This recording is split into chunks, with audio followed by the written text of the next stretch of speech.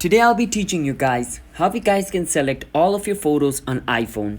So it's pretty simple. So for this, first what you need to do is go inside your photos. And from inside your photos, what you need to do is just go inside recents, because inside recents, everything is going to be shown over here. Now inside of your recents, you need to click and select at the top right. Once you click and select, you just need to drag your finger on top of your phone just like this and keep on holding until it selects all the photo. So that is just what you need to do. Just click on select and just scroll your finger and don't leave your finger until it reaches the top, and then it's going to select all the photos. If I want to show it to you, this is what you need to do with your finger. So this is what you need to do. So you can watch this video to see what I did.